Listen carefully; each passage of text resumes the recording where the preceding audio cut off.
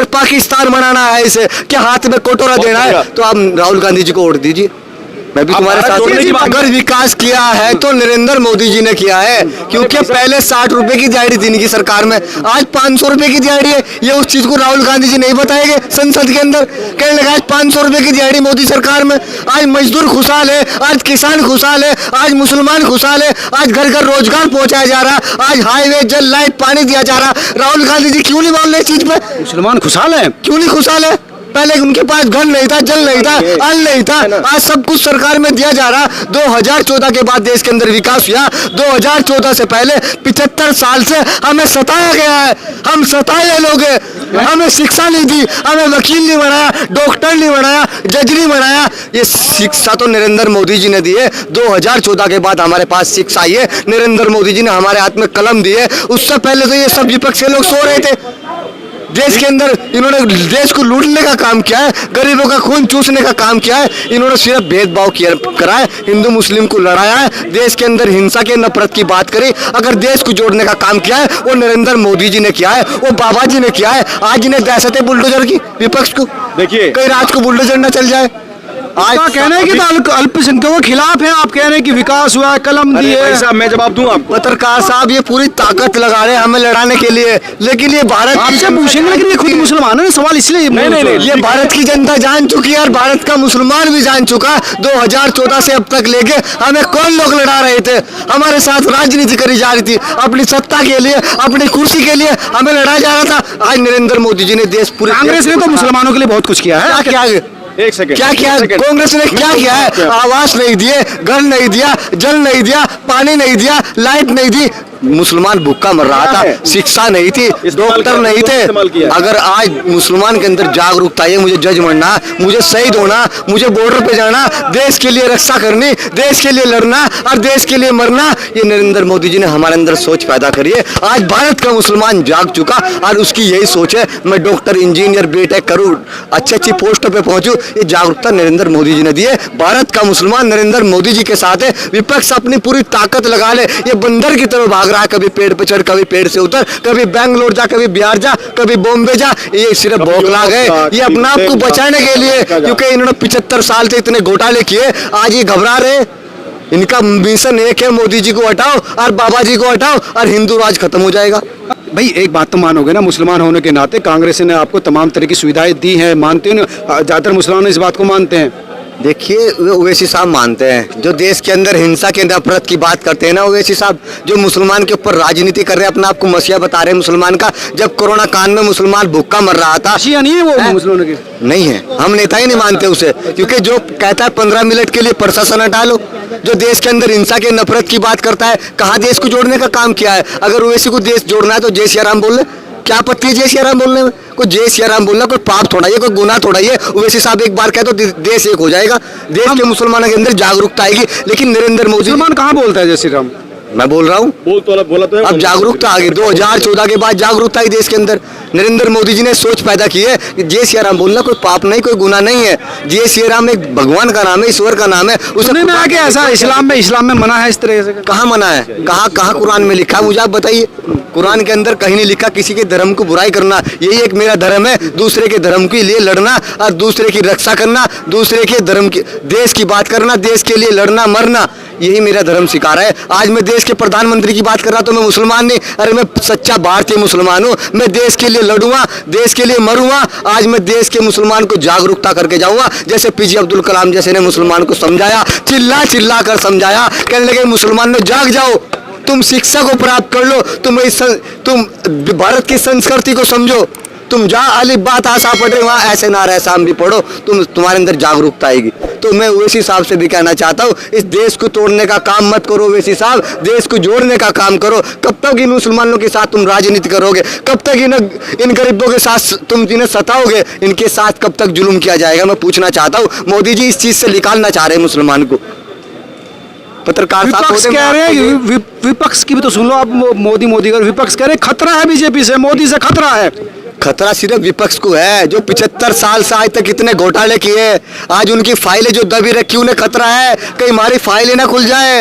अगर मोदी जी दोबारा आ गए 24 में आ गए, और मैं हकीकत बता रहा हूँ, ये भारत की जनता पे मुझे विश्वास है, जैसे 9 साल में हमें विश्वास दिखाया, और ऐसे नरेंद्र मोदी जी ने 9 साल में जैसे जनता ने विश्वास दिया है, ऐसे नरेंद्र मोदी जी ने देश का विकास करके दिखाया। और मुझे भारत की जनता से फिर उम्मीद है, हिंदू मुसलमान भाईचारा सिख से, ऐसे ही 2024 में जिताकर और नरेंद्र मोदी जी को संसद के अंदर भेजने का काम करेंगे। आज भारत की जनता को पता, अगर विकास कर सकता है, देश के लिए लड़ सकता है, मर सकता है, वो नरेंद्र मोदी जी है, अगर देश को जोड़ने का काम कर रहे हैं। अरे अब तक यहाँ तक कांग्रेस ही तो लाई है, आप कह रहे जनता वो आजादी की लड़ाई में कांग्रेस थी, आप कैसी बात कर रहे हैं? जब आजादी की लड़ाई चल रही थी, वहाँ हिंदू मुस्लिम सब लड़ रहे थे, सब मिलकर लड़ रहे थे। कांग्रेस नहीं लड़ रही थी। पत्रकार साहब अभी क्यों कह रहे कांग्रेस लड़ रही थी? वहाँ तो हिंदू भी था, वहाँ मुस्लिम था, वहाँ सिख था, ये सबने मिलकर लड़ाई को लड़ा है। आप कैसे कह रहे कांग्रेस ने लड़ा? ये सबका हक है, सबका अधिकार है, ठीक है नहीं? हमने देश अभी भी राहुल गांधी तो कह रहे सबको साथ लेके चलेंगे, अल्पसंख्यकों को तो ज्यादा कहते हैं, अल्पसंख्यकों को तो विकसित करना है, उनको विकास करना है। 75 साल से हमें क्यों नहीं साथ लेकर चले? 75 साल से क्यों नहीं देश को जोड़ा? आज कन्याकुमारी से लेकर कश्मीर तक जा रहे। अरे 75 साल से तुम कन्याकुमारी से लेकर कश्मीर जाते, जब देश को जोड़ते, जब मुसलमान के बारे में सोचते, जब दलित के बारे में सोचते, जब हर समाज के लिए सोचते। आज तुम सबकी चिंता है। आज कहीं टायर पंचर जाकर खींच रहे हो, कहीं आज क्या नाम गरीब कहीं गन्ना जाकर काट रहे हो खेती। तो ये राहुल गांधी ने थोड़ी कर दिया। ये जागरूकता नरेंद्र मोदी जी ने दी है राहुल गांधी को। उन्हें बताया देश कैसे चलेगा, ये नरेंद्र मोदी जी की आज चाल पर चल रहे हैं। तो फिर 80 करोड़ जनता को क्यों राशन क्यों दिया जा रहा? अगर मोदी जी ने इतना विकास कर दिया तो फिर सबको सरकारी नौकरी क्यों नहीं मिली? सबको फिर पक्के मकान क्यों नहीं मिले? अरे पत्रकार साहब, मेरे को इतना गुस्सा मत दिलाओ। हम 75 साल के सताए हुए मत, हमें 75 साल मत छेड़ो। हम बड़े सताए हुए लोग हैं, 75 साल के हम जड़े हुए लोग हैं, हमें मत और जलाओ आप। पत्रकार साहब महोदय, मैं आपको फिर बता रहा हूँ, देश की जनता को आप सच्चाई क्यों नहीं बता रहे? अरे कि 75 साल से तुम्हें कुछ नहीं मिला, कांग्रेस ने तुम्हारे कपड़े भी तार लिए थे, तन पर कपड़ा तक नहीं छोड़ा था। अगर आज तन पर कपड़ा आया, अन्न आया, जल आया, लाइट पानी आया, मैं बार बार एक बार आपको बता रहा हूँ, अगर देश का विकास किया तो नरेंद्र मोदी जी ने किया, योगी जी ने किया। आप जाकर देखिए उत्तर प्रदेश के अंदर क्या स्थिति थी, गाँव में जाकर पूछे ना। यूपी में तो कह रहे खतरा है वहाँ पर मुसलमानों को, बुलडोजर चल रहा है उनके घरों पर। देखिए, जो पाप करेगा उस पाप का अंत होता है।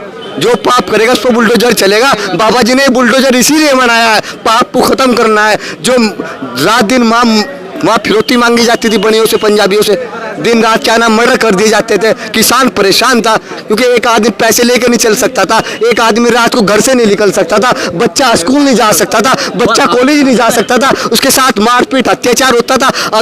तो पूरे भारत के अंदर माफिया नहीं रहेंगे, बुलडोजर के द्वारा मिट्टी में मिला दिया जाएगा और सारे माफिया को जेल में डालने का काम करेंगे तो बाबा जी करेंगे। पत्रकार साहब, मैं आपको सच्चाई बता रहा हूँ, 2024 में सरकार नरेंद्र मोदी जी की आएगी। विपक्ष अपनी पूरी ताकत लगा ले। राहुल गांधी साहब आज रोड पे नहीं, आज गांव के राहुल गांधी के साथ अखिलेश भी है वहाँ पर, मुसलमान अखिलेश के साथ है। अखिलेश तो उत्तर प्रदेश से है, तो राहुल गांधी तो दिल्ली में बैठे, उन्हें तो गाँव की स्थिति का पता है। पहले गाँव के लोग डिबिया में मोमबत्ती में रहते थे। अरे आज लाइट दी ना गरीबों को तो नरेंद्र मोदी जी ने दिए, वो बाबा जी ने दिए। वो बेचारे लाइट से तरसते थे, पानी घर से तरसते थे। ये सब कुछ विकास देश का नरेंद्र मोदी जी ने किया है। आज मैं उत्तर प्रदेश का मुसलमान जनता से कहना चाहता हूँ, आप सुबह 4 बजे उठकर नमाज पढ़कर पूजा करके दुआ करके और फूल के बटन को दाबकर और नरेंद्र मोदी जी का, अगर देश का विकास तुम्हें करना, अगर विकास राहुल गांधी का करना, अगर विकास तुम्हें अखिलेश का करना, अगर विकास तुम्हें ओवैसी का करना तो दीजिए उन्हें वोट। अगर विकास देश का करना तो दीजिए नरेंद्र मोदी को और योगी को वोट दीजिए। अखिलेश ने तो मुसलमानों के लिए क्या है ना काम, क्या मुसलमानों के लिए रिक्शा हाथ में दिया है।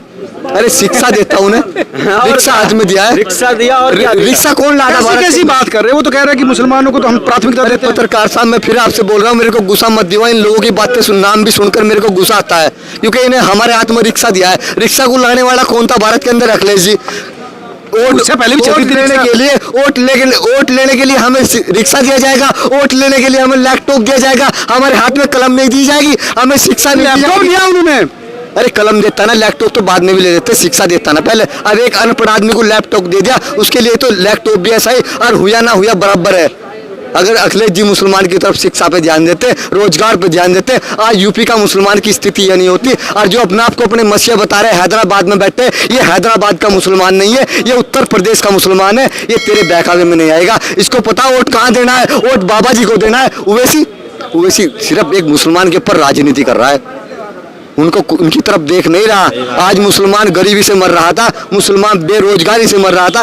ये सिर्फ नरेंद्र मोदी की देन। अगर नरेंद्र मोदी जैसा प्रधानमंत्री ना आता तो आज इस देश की स्थिति पता नहीं क्या होती। मेरे भी दाढ़ी के बाल सफेद हो गए, मगर कब देश को इंसाफ मिलेगा, कब हक मिलेगा मजलूम को, किसान को, देश के जो बिजली लोगों को। मोदी जी की सरकार है, योगी जी की सरकार है। आज सबका ख्याल है। आज रेडी वाला भी खुश है, आज खोखे वाला भी खुश है, आज चाय बेचने वाला भी खुश है, आज पान बेचने वाला भी खुश है। मोदी जी कह रहे हैं कि पैसा नहीं तो बैंक में जाओ, आप ITR भरो, रिटर्न भरो, ऑनलाइन सब कुछ है।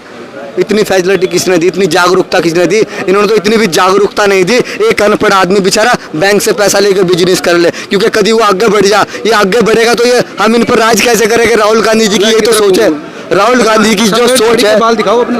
मेरी दाढ़ी सफेद है, मेरे सर के बाल सफेद है। मैं राहुल गांधी जी के बारे में यही बाल सफेद हो गए सोचते सोचते। मगर राहुल गांधी देश के लिए कब सोचेंगे? संसद के अंदर जब मैं टीवी सोच रहे हैं, वो विदेश में जाके सोच रहे हैं। आप कैसी बात कर रहे हैं? बाहर विदेश में जाकर देश की बुराई कर रही, क्या देश के लिए सोच रहे हैं? हम बोलने नहीं देते ना उनको। जब उनकी सरकार 75 साल से चल रही थी और मैं माइक बंद कर देते हैं संसद में, माइक बंद। आप सच्चाई बोलने नहीं दोगे। आप तो राहुल गांधी जी की बड़ी तारीफ कर रहे हो, कौन सा फंडिंग आ रहा है? अरे देश की सच्चाई बताओ ना आप, जिसने विकास किया नरेंद्र मोदी जी ने। टाइम लिमिट होती है, ये नहीं कि माइक। पत्रकार साहब, जब मैं टीवी ऑन करता हूँ, टीवी खोलता हूँ, तो राहुल गांधी जी कभी मजदूर की बात नहीं करते, कभी बिजनेसमैन की बात नहीं करते, कभी किसान की बात नहीं करते। जब टीवी ऑन करता हूँ तो अपने विकास की बात करते हैं।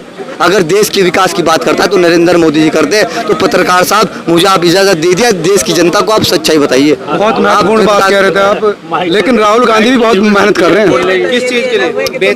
बहुत मेहनत कर रहे हो। पत्रकार साहब, मेरा भारत जोड़ो यात्रा चला रहे हो। मैं मोदी का नाम लेता हूँ तो मेरा गुस्सा ठंडा हो जाता है, लेकिन जब आपने राहुल गांधी का नाम लिया, मेरा जज्बा फिर वो दोबारा से टेम्परेचर बढ़ गया। तो पत्रकार साहब, मेरे टेम्परेचर मत बढ़ाओ, मैं ऐसे ही चिल्लाता रहूंगा। आप चाहे पूरी रात खड़े रहिए, यहाँ 24 घंटे खड़े रहिए, और 2024 तक आप ऐसे खड़े रहिए, मैं ऐसे ही चिल्लाता रहूंगा।